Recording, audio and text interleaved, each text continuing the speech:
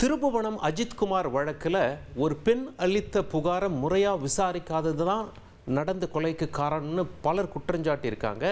இந்த சூழலில் குமரி மாவட்டம் கருங்கல் பகுதியிலையும் ஒரு பெண் அளித்த புகாரை விசாரிக்க வந்த இடத்துல 80 வயது மூதாட்டி பலியாகி உள்ளது பெரும் அதிர்ச்சியை ஏற்படுத்தியிருக்கு. இது உங்களுக்கு அம்மா உண்டா? உங்ககிட்ட மோனேன்னு கும்பிட்டாங்க எல்லாம். அவங்கள 4 பேருமா சேர்ந்து அடித்து கீழே தள்ளி போட்டு கொன்னுட்டியலேன்னு அப்படின்னு கேட்டேன். மோனே கும்பிட்டு கேட்குறேன், என் பேரனை விட்டுருங்க, தயவு செஞ்சு விட்டுருங்க மக்களே என தள்ளாத வயதில் போலீசாரின் காலை பிடித்து கெஞ்சிய 80 வயசு மூதாட்டி இப்போ உசுரோடவே இல்லை.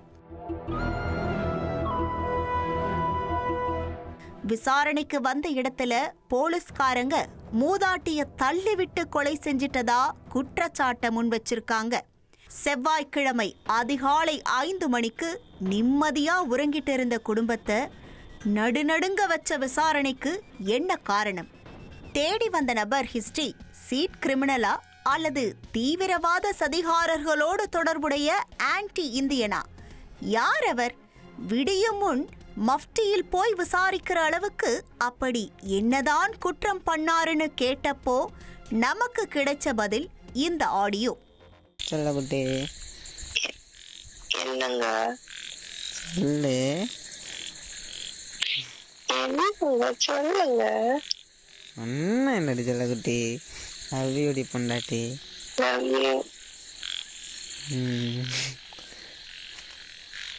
ஏங்க சிரிக்கிறீங்க?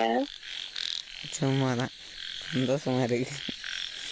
பகலில் அக்கா தம்பியாக பழகி வந்தவர்கள் அர்த்த ஜாமத்துல ஆசை ஆசையாக காதல் மொழி பேசி கொஞ்சி குழாவிய தருணங்கள் தான் இது. ஆடி சொல்லகுட்டி, எங்க போறது நோட்டு? அப்பப்ப வாங்க போக சொல்லுவோம். அப்பப்போ வாங்க போங்கன்னு சொல்லுவேன், மற்ற நேரத்துல வாடா போடான்னு கூப்பிடுவேன்னு சொல்லி காதலனை சிலிர்க்க வைத்த இந்த ஹஸ்கி வாய்ஸ்க்கு சொந்தக்காரி சிவரம்யா. கன்னியாகுமரி மாவட்டம் கருங்கல் அருகே உள்ள மத்திக்கோடு பகுதியை சேர்ந்தவங்க. இந்த இளம் பெண்ணோட வயசு 28. சிவரம்யா கூட மிட் நைட் ரொமான்ஸ் பண்ணிட்டு இருந்த வாலிபரோட பேரு சாஹித் ஜெட்லி. இவரோட வயசு வெறும் 20. 10th முடிச்சிட்டு பாலிடெக்னிக்ல சேர்ந்திருக்காரு சாஹித். கல்லூரிக்கு லோக்கல் பஸ்ல பயணிக்கும் போது சாஹித் ஜெட்லிக்கும் சிவரம்யாவுக்கும் பழக்கம் ஏற்பட்டிருக்கு. ஆரம்பத்துல 2 பேரும் அக்கா தம்பியாதான் பழகி இருக்காங்க. ஆனா ஒரு முறை அக்காவை 2 வீலர்ல பிக்கப் பண்ணி டிராப் பண்ணி இருக்காரு சாஹித். அப்போ சிவரம்யா ஐ லவ் யூ பிரதர்னு சொல்லி சர்ப்ரைஸ் கொடுத்திருக்காங்க. இத கேட்டதும் சாஹித் ஜெட்லிக்குள்ள கொஞ்சம் ஜெர்க்கானாலும் உள்ளுக்குள்ள பட்டாம்பூச்சி பறந்திருக்கு. தன்னை விட வயசுல பெரிய பொண்ண உருகி உருகி காதலிக்க ஆரம்பிச்சிருக்காரு. சாஹித் வீட்ல பெற்றோர் விசேஷத்துக்காக வெளியூர் செல்லும் போதெல்லாம் காதலர்கள் இருவரும் தனிமையில சந்திச்சு உல்லாசமா இருந்திருக்காங்க. இந்த சூழல்ல தான் திடீர்னு ஒரு நாள் சிவரம்யா காதலன் கிட்ட மனசு விட்டு பேசணும்னு சொல்லி அவரை பொன்முடி மலைப்பகுதிக்கு அழைச்சிட்டு போயிருக்காங்க. மலை உச்சிக்கு போனதும் கண்ணீர் விட்டு தேம்பி தேம்பி அழுத சிவரம்யா எனக்கு ஆல்ரெடி மேரேஜ் ஆகிடுச்சு என்ற உண்மையையும் புருஷன் வெளிநாட்டுல இருக்காருன்னும் சொல்லி ஜெட்லிய ஷாக்காக வச்சிருக்காங்க. ரம்யா நம்ப வச்சு ஏமாத்தி இருந்தாலும் அவரை ரொம்ப டீப்பா லவ் பண்ண ஜெட்லியும் இப்ப இல்ல எப்பவுமே நீதான் என் பொண்டாட்டின்னு சொல்லி ஆறுதல் படுத்தி இருக்காரு. தன்னை விட 8 வயசு மூத்த பெண்ணை திருமணம் செஞ்சுக்கணும்னு முடிவெடுத்ததுல இருந்து சாஹித் ஜெட்லியோட வாழ்க்கையில புயல் வீச தொடங்கி இருக்கு. இதற்கிடையே சாஹித் ஜெட்லிக்கும் ரயில்வேல கிளீனிங் ஸ்டாஃப் வேலை கிடைச்சு அவர் இந்தியா முழுக்க டிராவல் பண்ண தொடங்கி இருக்காரு. காதலனை பிரிஞ்சு வாழ முடியாத சிவரம்யா பெட்டி படுக்கையோட ரயில் ஏறி சாஹித்தை பாக்குறதுக்காக எக்மோர் ரயில்வே ஸ்டேஷனுக்கு வந்திருக்காங்க. இந்த சூழல்ல தான் ஃபாரின்ல இருந்து ரிட்டர்ன் ஆன சிவரம்யாவோட கணவர் மனைவிய காணோம்னு காவல் நிலையத்துல புகார் அளிச்சிருக்காரு. அது தொடர்பா விசாரணை மேற்கொண்ட அதிகாரிகள் சமாதானம் பேசி காதலர்களை பிரிச்சு வச்சதா சொல்லப்படுது. ஆனா அதன் பிறகும் கூட சிவரம்யாவுக்கு கணவரோட வாழ விருப்பம் இல்ல. மறுபடியும் சாஹித் ஜெட்லியை தேடி பெட்டி படுக்கையோட ஓடி வந்திருக்காங்க. ஆனா அதுக்குள்ள சாஹித் ஜெட்லி வீட்டுக்குள்ள நுழைஞ்ச சிவரம்யாவோட தந்தையும் கணவரும் வீட்டை சூறையாடி பீரோல வச்சிருந்த பணத்தையும் சாஹித்தோட சர்டிபிகேட்ஸையும் எடுத்துட்டு போயிட்டதா சொல்லப்படுது. இதையடுத்து மகளிர் காவல் நிலையத்துல மனைவிக்கு போதைப் பொருள் கொடுத்து சாஹித் ஜெட்லி வசியப்படுத்தி வச்சிருக்கிறதா சிவரம்யாவோட கணவர் மீண்டும் புகார் அளிச்சிருக்காரு. நடந்த பேச்சுவார்த்தையில மறுபடியும் சிவரம்யாவை கணவரோடையே சேர்த்து வைக்கப்பட்டிருக்காங்க. இந்த சூழல்ல தான் சிவரம்யாவோட அண்ணன் மனைவி அம்மு இந்த கேஸ்ல வாண்டடா என்ட்ரி கொடுத்திருக்காங்க. அம்மு ஒரு இன்ஸ்டாகிராம் பிரபலம். இவரோட இன்ஸ்டா ப்ரொஃபைல்ல 2 லட்சத்திற்கும் அதிகமான நபர்கள் ஃபாலோ பண்றாங்க.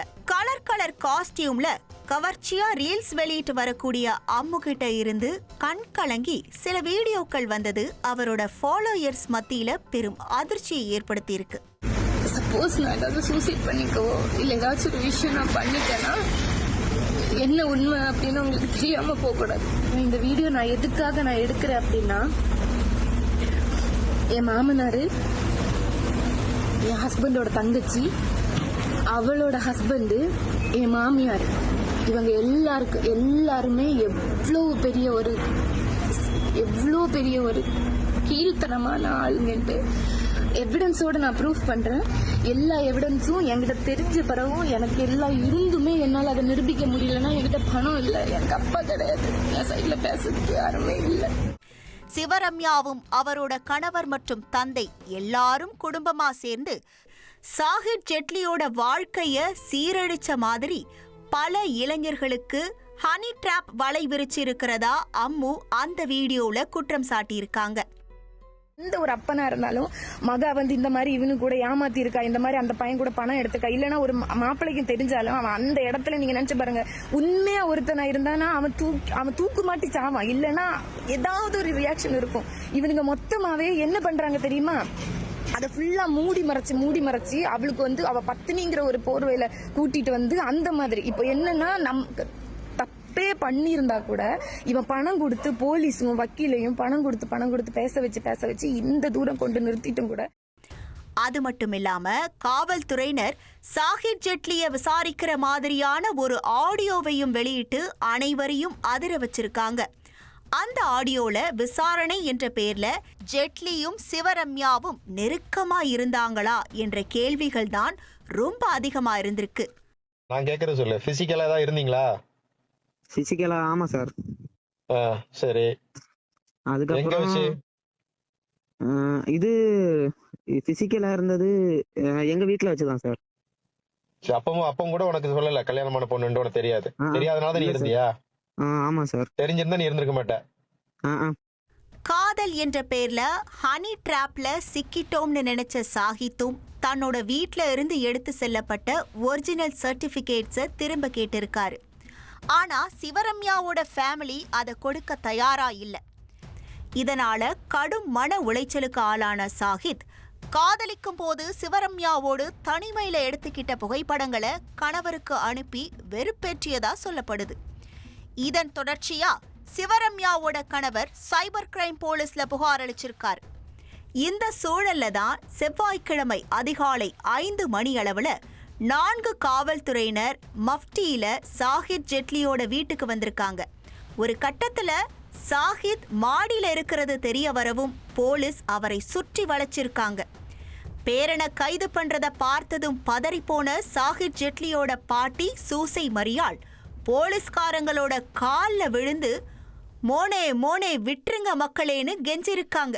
நடந்த தள்ளுமுள்ளுல சாஹித் ஜெட்லி தப்பிச்சு ஓடி இருக்கார். இதையடுத்து சந்திரகலா மயங்கி கிடந்த மாமியாருக்கு என்ன ஆச்சுன்னு ஓடி வந்து பார்த்தப்போ அவரோட கால்ல அடிபட்டு ரத்தம் வந்திருக்கிறதும் அவர் பேச்சு மூச்சின்றி இறந்து கிடப்பதும் தெரிய வந்திருக்கு. ஏன்னா மாமியாரும் பேச்சு மூச்சிட்டு கிடக்குது, முட்டில் இருந்து நிறைய பிளட் வருது. நான் தண்ணி எல்லாம் நிறைய தெளித்து பார்த்தேன், நல்லா தண்ணியும் தெளிச்சிட்டு நெஞ்சில் நல்லா தட்டுனேன். அவங்களுக்கு ஒரு உணர்வுமே வரல. திருப்பி நான் 108 ஆம்புலன்ஸுக்கு ஃபோன் பண்ணேன். 108லேருந்து வந்து ஸ்ட்ரெச்சர் கொண்டு வந்து அவங்கள தூக்கி கொண்டு போயாச்சு. போய் டாக்டரு டெஸ்ட்டு செக் பண்ணி பார்த்து சொல்லாங்க அவங்க இறந்தாச்சு அப்படின்னு. மேலும் விசாரணைக்கு வந்த 5 காவலர்கள் மீது கைது நடவடிக்கை எடுத்தா மட்டும்தான் மூதாட்டியோட உடல்ல வாங்குவோம்னு தெரியப்படுத்தி இருக்கிறது காவல்துறையினருக்கு பெரும் சிக்கலை ஏற்படுத்தி இருக்கு. இந்த 4 போலீஸ்காரன்களை நீங்கள் அரெஸ்ட் பண்ணணும். அரெஸ்ட் பண்ணுனா தானே ஒரு செகண்டில் 4 பேரை நான் என் கண்ணால் பார்த்து தாங்க அவங்கள தள்ளி போட்டு அவங்கள வயசாவிங்களுக்கு நடக்கவே முடியாது. அப்படிப்பட்டவங்களாங்க அவங்க 4 போலீஸ்காரங்களை நீங்கள் அரெஸ்ட் பண்ணணும். அது மட்டும் இல்லாம காவல்துறையினர் விரட்டி சென்ற சாஹித் ஜெட்லிக்கும் இதுவரை என்னாச்சு என்ற தகவல் தெரியல. அதன் காரணமா அவரோட தாய் ஆட்கொணர்வு மனு அளிச்சிருக்காங்க. நடந்த சம்பவம் தொடர்பா நேர்ல இன்வெஸ்டிகேட் மேற்கொண்ட நீதிபதி விரைவில் குற்றச்சாட்டுக்குள்ளான காவலர்களையும் விசாரிக்க இருப்பதாக தகவல் வெளியாகி இருக்கு. திருபுவனம் அஜித்குமார் கொலை வழக்கு மாதிரியே இந்த வழக்கிலையும் காவல்துறையினர் இவ்வளோ தீவிரமா விசாரிக்க வேண்டிய தேவை இருந்ததா, அல்லது சிவரம்யாவின் இன்ஃப்ளூயன்ஸ்ல உயர் அதிகாரிகள் யாரேனும் அழுத்தம் கொடுத்ததால இந்த அதிகாலை ஆபரேஷன் நடந்துச்சா போன்ற பல சந்தேகங்கள் எழுந்திருக்கு. முழுமையான விசாரணைக்கு பிறகே உண்மை வெளிச்சத்திற்கு வரும்.